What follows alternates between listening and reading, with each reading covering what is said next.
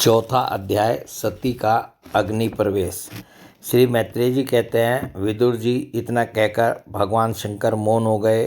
उन्होंने देखा कि दक्ष के यहाँ जाने देने अथवा जाने देने से रोकने दोनों ही अवस्थाओं में सती के प्राण त्याग की संभावना है। इधर सती जी भी कभी बंधुजनों को देखने जाने की इच्छा से बाहर आती और कभी भगवान शंकर रुष्ट न हो जाएं, इस शंका से फिर लौट जाती।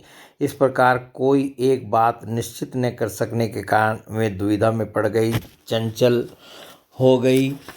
बंधुजनों से मिलने की इच्छा में बाधा पड़ने से वे बड़ी अनमनी हो गई। सब जनों के स्नेहवश उनका हृदय भर आया और वे आंखों में आंसू भरकर अत्यंत व्याकुल हो रोने लगी। उनका शरीर थरथर कांपने लगा और वे अप्रतिम पुरुष भगवान शंकर की और इस प्रकार रोषपूर्ण दृष्टि से देखने लगी मानो उन्हें भस्म कर देंगी। शोक और क्रोध ने उनके चित्त को बिल्कुल बेचैन कर दिया तथा स्त्री स्वभाव के कारण उनकी बुद्धि मूढ़ हो गई। जिन्होंने प्रीतिवश उन्हें अपना आधा अंग तक दे दिया था, उन सत्पुरुषों के प्रिय भगवान शंकर को भी छोड़कर वे लंबी लंबी सांस लेती हुई अपने माता पिता के घर चल दी।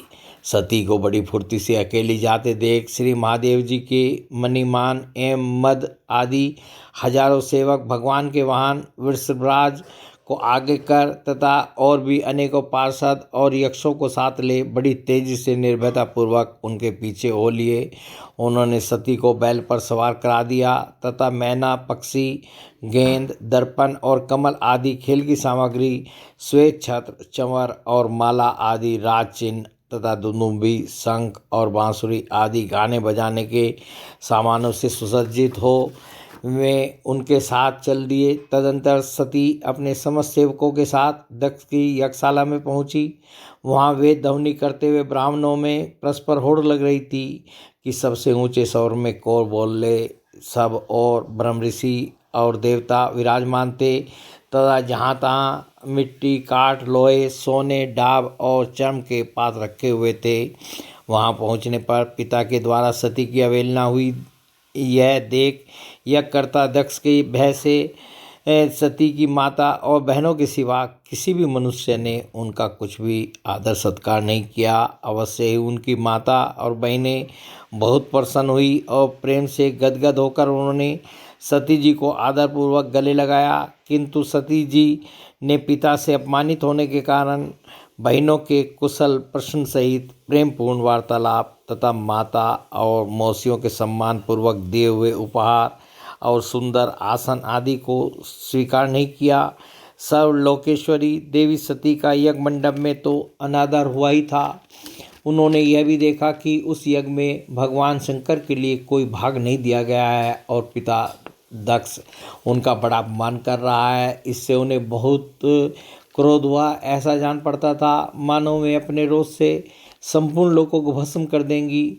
दक्ष को क्रम मार्ग के अभ्यास से बहुत घमंड हो गया था। उसे शिवजी से द्वेष करते देख जब सती के साथ आए हुए भूत उसे मारने को तैयार हुए तो देवी सती ने उन्हें अपने तेज से रोक दिया और सब लोगों को सुनाकर पिता की निंदा करते हुए क्रोध से लड़खड़ाती हुई वाणी में कहा। देवी सती ने कहा, पिताजी, भगवान शंकर से बड़ा तो संसार में कोई भी नहीं है। वे तो सभी देहधारियों के प्रिय आत्मा हैं। उनका न कोई प्रिय है न अप्रिय, अतएव उनका किसी भी प्राणी से वैर नहीं है। वे तो सबके कारण एवं सर्वरूप हैं आपके सिवा, और ऐसा कौन है जो उनसे विरोध करेगा। द्विजवर, आप जैसे लोग दूसरों के गुणों में भी दोष ही देखते हैं, किंतु कोई साधु पुरुष ऐसा नहीं करते। जो लोग दोष देखने की तो बात अलग रही, दूसरों के थोड़े से गुण को भी बड़े रूप में देखना चाहते हैं, वे सबसे श्रेष्ठ हैं। खेद है कि आपने ऐसे महापुरुषों पर भी दोषारोपण ही किया जो दुष्ट मनुष्य इस स्वरूप जड़ शरीर को ही आत्मा मानते हैं। वे यदि ईर्ष्यावश सर्वदा ही महापुरुषों की निंदा करें तो भी यह कोई आश्चर्य की बात नहीं है, क्योंकि महापुरुष तो उनकी इस चेष्टा पर कोई ध्यान नहीं देते, परंतु उनके चरणों की धूलि उनके इस अपराध को न सहन कर उनका तेज नष्ट कर देती है। अतः महापुरुषों की निंदा जैसा जघन्य कार्य उन दुष्ट पुरुषों को ही शोभा देता है, जिनका शिव यह 2 अक्षरों का नाम प्रसंगवश एक बार भी मुंह से निकल जाने पर मनुष्य के समस्त पापों को तत्काल नष्ट कर देता है और जिनकी आज्ञा का कोई भी उल्लंघन नहीं कर सकता। अहो, उन्हीं पवित्र कीर्ति मंगल में भगवान शंकर से आप द्वेष करते हैं, अवश्य ही आप अमंगल रूप हैं। अरे महापुरुषों के मन मधु का ब्रह्मानंद में रस का पान करने की इच्छा से जिनके चरण कमलों का निरंतर सेवन किया करते हैं और जिनके चरणारविंद सकाम पुरुषों को उनके अभिष्ट भोग भी देते हैं, उन विश्व बंधु भगवान शिव से आप वैर करते हैं। वे केवल नाम मात्र के शिव हैं, उनका वेश अशिव रूप अमंगल रूप है। इस बात को आपके सिवा दूसरे कोई देवता संभवतः नहीं जानते, क्योंकि जो भगवान शिव शमशान भूमिस्थ नरमुंडों की माला, चिता की भस्म और हड्डियां पहने, जटा बिखेरे भूत पिशाचों के साथ शमशान में निवास करते हैं, उन्हीं के चरणों पर से गिरे हुए निर्माल्य को ब्रह्मा आदि देवता अपने सिर पर धारण करते हैं। यदि निरंकुश लोग धर्म मर्यादा की रक्षा करने वाले अपने पूजनीय स्वामी की निंदा करें तो अपने में उसे दंड देने की शक्ति न होने पर कान बंद करके वहाँ से चला जाए, और यदि शक्ति हो तो बलपूर्वक पकड़कर उस बकवाद करने वाली अमंगल रूप दुष्ट जीवा को काट डाले। इस पाप को रोकने के लिए स्वयं अपने प्राण तक दे दे, यही धर्म है। आप भगवान नीलकंठ की निंदा करने वाले हैं, इसलिए आपसे उत्पन्न हुए इस शरीर को अब मैं नहीं रख सकती। यदि भूल से कोई निंदित वस्तु खा ली जाए तो उसे वमन करके निकाल देने से ही मनुष्य की शुद्धि बताई जाती है। जो महामुनि निरंतर अपने स्वरूप में ही रमन करते हैं, उनकी बुद्धि सर्वथा वेद के विधि निषेध में वाक्यों का अनुसरण नहीं करती। जिस प्रकार देवता और मनुष्यों की गति में भेद रहता है, उसी प्रकार ज्ञानी और अज्ञानी की स्थिति भी एक से नहीं होती। इसलिए मनुष्य को चाहिए कि वह अपने ही धर्म मार्ग में स्थित रहते हुए भी दूसरों के मार्ग की निंदा न करे। प्रवृत्ति अर्थात यज्ञ यज्ञादि और निवृत्ति अर्थात समदमादि रूप दोनों ही प्रकार के कर्म ठीक हैं। वेद में उनके अलग अलग रागी और विरागी 2 प्रकार के अधिकारी बताए गए हैं। परस्पर विरोधी होने के कारण उक्त दोनों प्रकार के कर्मों का एक साथ एक ही पुरुष के द्वारा आचरण नहीं किया जा सकता।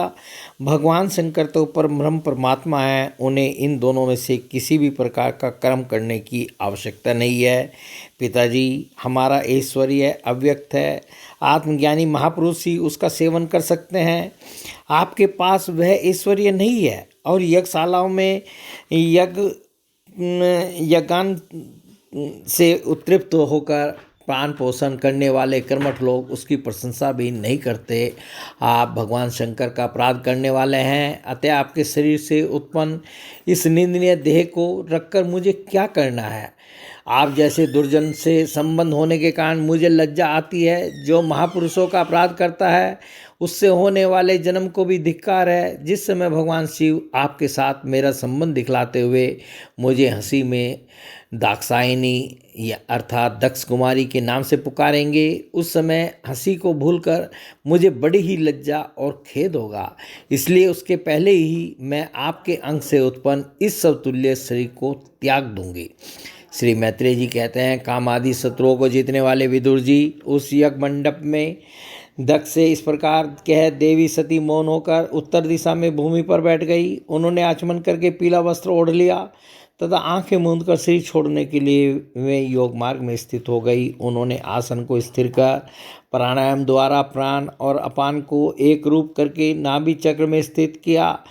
फिर उदान वायु को नाभि चक्र के से ऊपर उठाकर धीरे धीरे बुद्धि के द्वारा हृदय में स्थापित किया। इसके पश्चात निंदित सती उस हृदय स्थित वायु को कंठमार्ग से भ्रिकुटियों के बीच में ले गई। इस प्रकार जिस शरीर को महापुरुषों के भी पूजनीय भगवान शंकर ने कई बार बड़े आदर से अपनी गोद में बैठाया था, दक्ष पर कुपित होकर उसे त्यागने की इच्छा से महामनस्विनी सती ने अपने संपूर्ण अंगों में वायु और अग्नि की धारणा की। अपने पति जगत गुरु भगवान शंकर के चरण कमल मकरंद का चिंतन करते करते सती ने और सब ध्यान भुला दिए। उन्हें उन चरणों के अतिरिक्त कुछ भी दिखाई न दिया। इससे वे सर्वथा निर्दोष अर्थात मैं दक्ष कन्या हूँ ऐसे अभिमान से भी मुक्त हो गई और उनका शरीर तुरंत ही योगाग्नि से जल उठा। उस समय वहाँ आए हुए देवता आदि ने जब सती का देह त्याग रूप यह मान आश्चर्य में चरित्र देखा, तब वे सभी हाहाकार करने लगे और वह भयंकर कोलाहल आकाश में एवं पृथ्वी तल पर सभी जगह फैल गया। सब और यही सुनाई देता था, हाय दक्ष के दुर्व्यवहार से कुपित होकर देवादिदेव महादेव की प्रिया सती ने प्राण त्याग दिए। देखो सारे चराचर जीव इस दक्ष प्रजापति की ही संतान है, फिर भी इसने कैसी भारी दुष्टता की है। इसकी पुत्री सुधर्दिया सती सदा ही मान पाने के योग्य थी, किंतु इसने उसका ऐसा निरादर किया कि उसने प्राण त्याग दिए। वास्तव में यह बड़ा ही असहिष्णु और ब्राह्मण द्रोही है। अब इसकी संसार में बड़ी अपकीर्ति होगी। जब इसकी पुत्री सती इसी के अपराध से प्राण त्याग करने को तैयार हुई, तब भी इस शंकर द्रोही ने उसे रोका तक नहीं। जिस समय सब लोग ऐसा कह रहे थे, उसी समय शिव जी के पार्षद सती का यह अद्भुत प्राण त्याग देख अस्त्र लेकर दक्ष को मारने के लिए उठ खड़े हुए।